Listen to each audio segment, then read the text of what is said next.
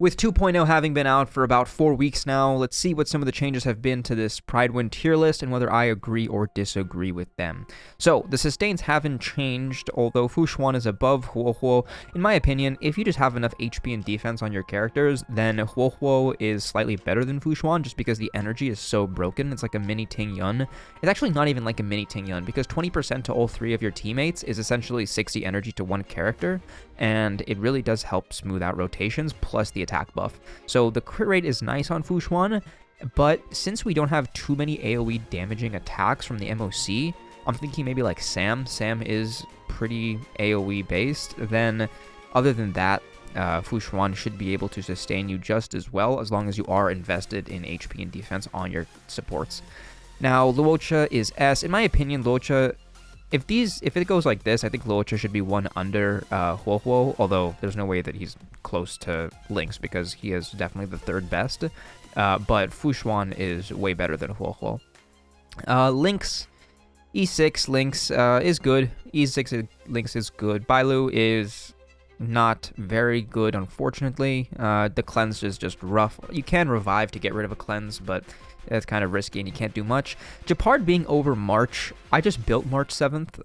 Now, given E6, which this is E6, so March 7th has healing, cleansing, and shielding, and it's all tied to her skill because her ult is what freezes. So the fact that you can have those freezing capabilities while also being able to give your character not only a shield but aggro, right, makes it so I think March 7th is better than both these characters and probably on par with Lynx, although it does depend on what kind of team you're running, obviously.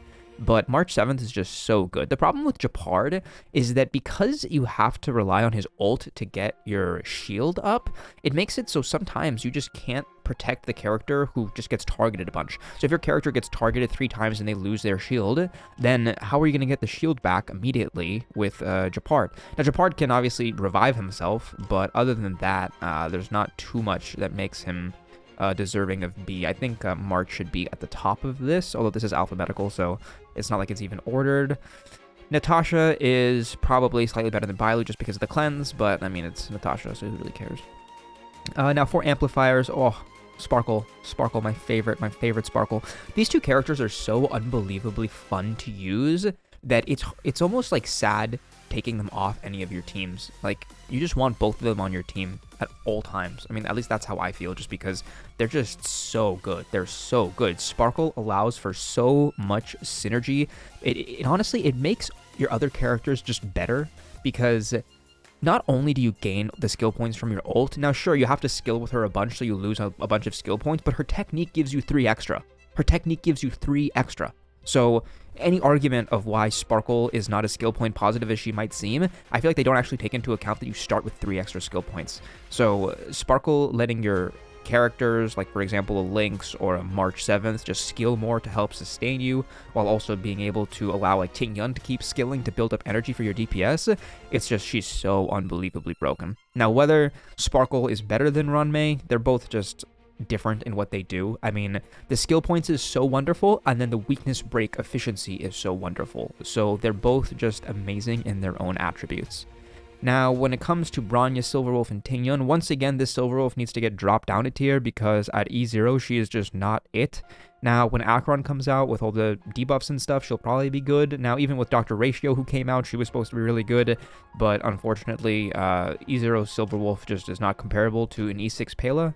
And when it comes to a Ting Yun or a Bronya, Silverwolf does not compare to a Ting Yun or a Bronya. But Ting Yun is obviously just as broken as she always is. She's so good. She actually got buffed slightly with Sparkle because now you don't have to, feel bad about using your skill early when they still have 1 stack of Benediction left. So you can get your ult up perfectly, and it is just a wonderful, wonderful support. And obviously, Bronya, it's kind of interesting. So let's talk about the difference between Sparkle and Bronya. Now, one of the main things about Bronya that is still unmatched is the cleanse on her skill. Her having a cleanse on the skill is so comfortable and nice to use, and I do actually find sometimes that I do miss the cleanse when I'm only using Sparkle. But when it comes to skill points and even the damage, because now you don't have to ult with your character right after you boost them. You can boost them up with Sparkle, right? Then let's say you attack with Ting Yun, get your ult, then give your ult your energy to your DPS's ult, and then you pop the ult, and then you're still benefiting from the crit damage from Sparkle. So Sparkle is better than Bronya in that sense, and obviously she's better for follow-up characters and just those things that do come when your buffs last until your character's next turn. So very, very nice. Pela is broken just as much as she always is. She's so good, so good. Asta and Hanya. Unfortunately, when it comes to the fact that we now have Ranmei, Sparkle, and then obviously Bronya and Tingyan, not to mention Pela, it's just hard to find a place for these. So these are pretty much just characters that you either want to put into niche scenarios, or if you don't have the other limited harmonies, then that is where these two come in. Oh, the speed boost for Asta is super nice, although since, Ranmei gives you that 10 speed off her talent, it's just like having that universal speed is just as helpful when it comes to breaking thresholds than with Asta. Although Asta will be able to get you to like a pseudo 200 kind of, but then you still kind of need Dance Dance Dance to make up for the uptime because you don't have your skill or your speed up immediately, even if she is like the first to go. And Yukong, unfortunately, she doesn't really deserve to be down here, although I guess when it comes to whether she's better than Hanya or Asta inside most circumstances, she's probably not, but Yukong is just so fun to use. I love Yukong for the nukes. Now, this category, Kafka over Black Swan. I agree, Kafka is just so fun because you can use her with Luca, and you can use her with Sampo. Black Swan is just Black Swan. And I mean, Black Swan is so good. Black Swan, I mean, 150k Arcana bursts is just like, it's disgusting, and that's like an E0, at least my E0. So it is a wonderful, wonderful character. I've been having a lot of fun with Black Swan since she came out, and I absolutely love the playstyle. I love dot playstyles, and I also love farming for the set because you don't have to worry about stupid crit ratios. God, it's so nice not having to worry about crit ratios. Now, when it comes to Topaz, I don't even know if Topaz belongs in S. I mean, she's good, but maybe she belongs in A. I guess you could pair her up with like a Jing Yuan. That's probably good, although that's only a single target, so if you're against two, then you're only benefiting from one enemy's follow-up damage increase.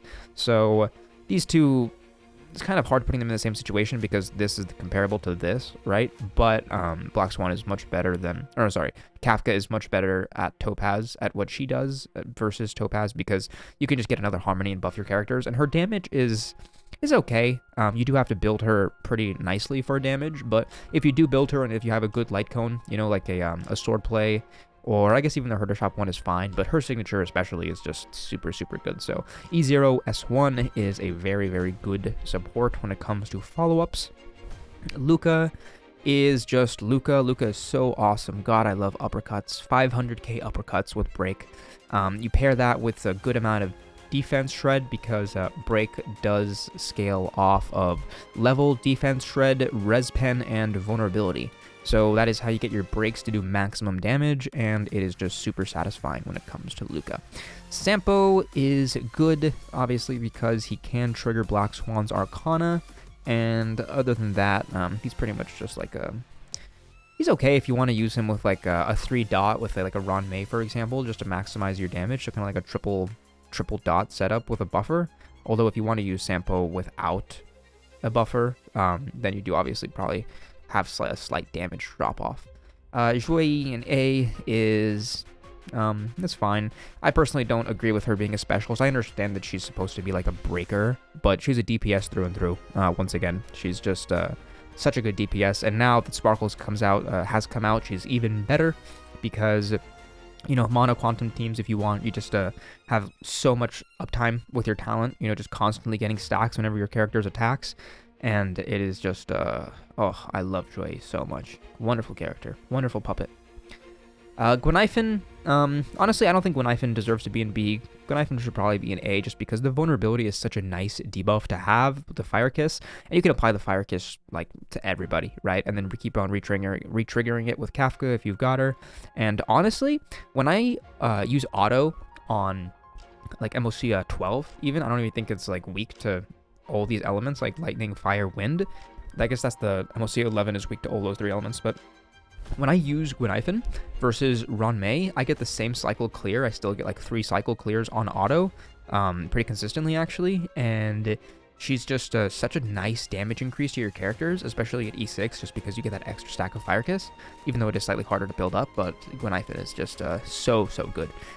Welt, once again, specialist category. I mean, he is pretty special, just because he does have all those buffing, not buffing, but, well, he has kind of a slight buff with that vulnerability debuff, but the speed debuffs on your characters, the enemy characters, the imprison to decrease their action value and their speed, obviously the speed debuffs on his skill, do make it so Welt is just such a good character to use, not to mention Acheron's going to be coming out soon, and he will be a great partner for Acheron, mainly because he will allow you to possibly have an extra Harmony slot. Now, when it comes to these ones, Shu Shang is great. Shu Shang is definitely not in C tier. She's on par with Luca, kind of. Obviously doesn't work in Dot as well, but the breaks are just crazy. The breaks are crazy because it's a physical break, and her action advance abilities is just super good, so there's no way she belongs here. And Trailblazer, I couldn't care less. Yeah. It's nice to see that Dan Heng is now on the same par with Jing Liu. I think everybody expected that just because Sparkle came out, and he is just so comfortable to use now that you can have all those extra skill points with Sparkle. Not to mention just the damage boost overall is like nice to have on him. Although he does have a lot of damage in his kit, so you probably do want to run an attack orb if that's the case.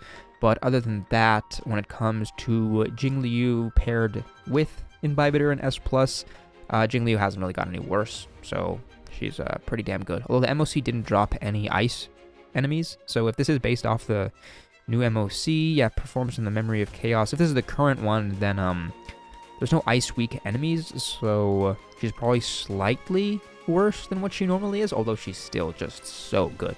Still top tier. Dr. Ratio and Jing Yuan, so both of these guys are follow-up characters, which do benefit largely from Sparkle.